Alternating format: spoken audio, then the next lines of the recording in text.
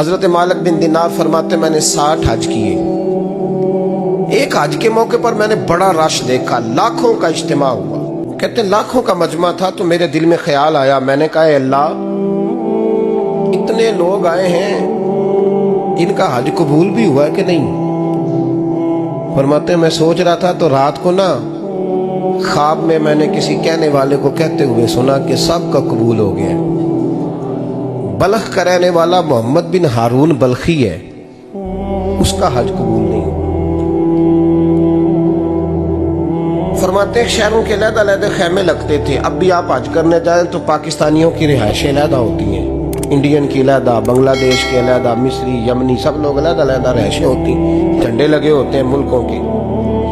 कहते मैंने सवेरे उठ के ढूंढना शुरू कर दिया, ढूंढता हूँ वो बंदा मिले।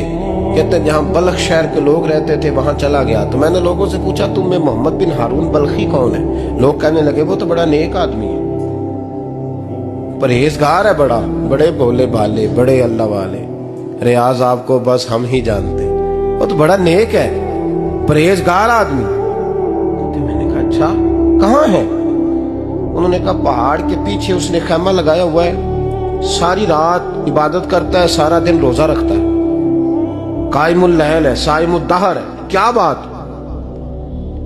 फरमाते मैं उन लोगों की बात सुन के हैरान हो गया कि मुझे क्या बताया गया, ये क्या कह रहे हैं। फरमाते मैं पहाड़ के पीछे गया।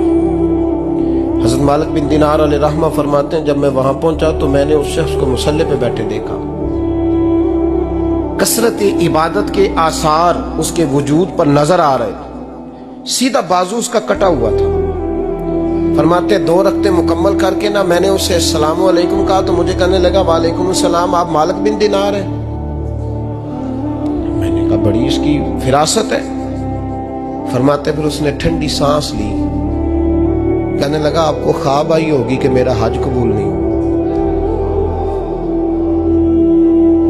फरमाते मुझ पर और बिजली गिरी कि क्या कह रहा। मैंने कहा यार लोग भी तेरी तारीफ कर रहे हैं और तेरी बसीरत भी बड़ी है, तो ये माजरा क्या है। कहने लगा आप ना पूछें। ये कह के उसने रोना शुरू किया, देर तक रोता रहा। मैंने कहा नहीं यार तू बता। कहने लगा नहीं आप ना पूछें, आप नाराज हो गए। मैंने कहा मैं नहीं होता, तू बोल ना। कहने लगा हुजूर 24 साल हो गए मुझे हज करते हुए, 24 साल, 24वां हज है मेरा, और हर साल कोई अल्लाह का वली आके बताता है कि जा चला जा तेरा कोई नहीं कबूल हुआ।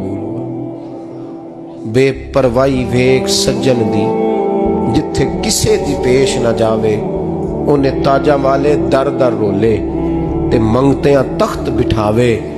आजम किसे नु कारा मिलदा ही कोई काबे खाली आवे।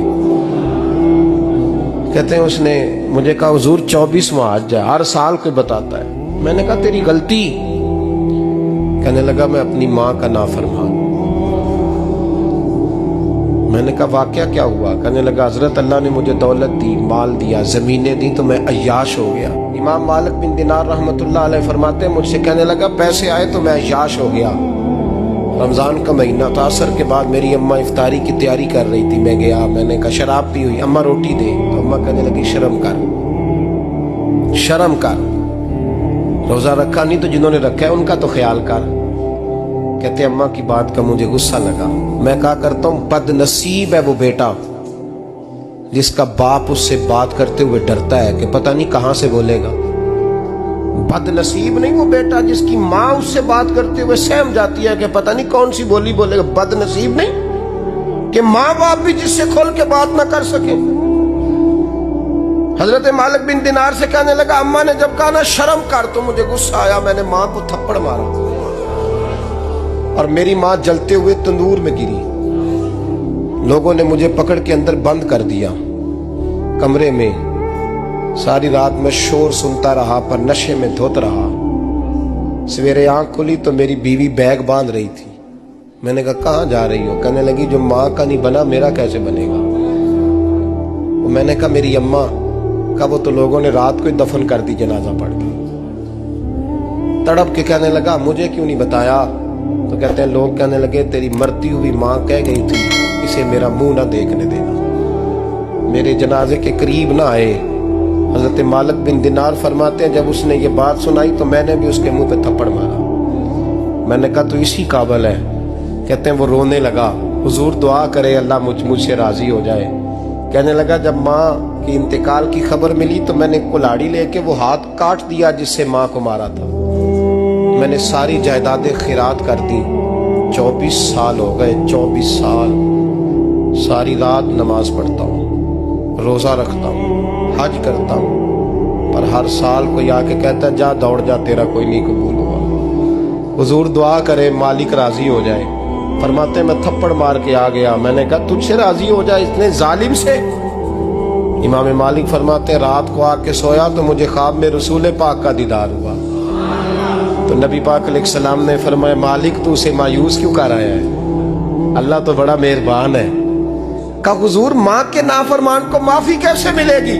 تو امام مالک فرمانے لگے نبی کریم نے فرمایا جا اسے جا کے بتا دے تجھے قیامت میں تیری ماں کی وجہ سے بخش دیا جائے گا. کہا حضور اماں کی وجہ سے کس طرح؟ تو محبوب فرمانے لگے اس کی ماں قیامت میں اس کے خلاف مقدمہ دائر کرے گی رب کریم کی عدالت میں. اے اللہ میں نے 9 ماہ پیٹ میں رکھا, درد سہ کے اسے جنا, جگر کا خون پلا کے پالا, اور اسی نے مجھے قتل کیا. رب کریم اس کی ماں کا مقدمہ سن کے کہے گا اٹھاؤ اس کو دوزخ میں پھینکو, اس نے ماں جلائی تھی اسے بھی جلاؤ. محبوب فرمانے لگے جب پکڑ کر کے مالک اس کو محمد بن ہارون کو لوگ لے جائیں گے نا جہنم کی طرف, ابھی فرشتے گھسیٹیں گے ہی تو پلٹ کے پھر اماں کی طرف دیکھے گا, اور دوسری دفعہ پھر گھسیٹیں گے تو پلٹ کے دیکھے گا, اور تیسری دفعہ پھر پلٹ کے کہے گا اماں یہ مجھے جلانے لگے, اماں یہ جہنم میں پھینکنے لگے. میرے حبیب فرمانے لگے وہ جل کے مرنے والی ماں وہاں بھی بول پڑے گی, کہے گی یا اللہ چل میں نے معاف کیا تو بھی معاف کر دے, اے اللہ میں نے معاف کیا تو بھی معاف کر دے, اللہ تو معاف کر دے اسے.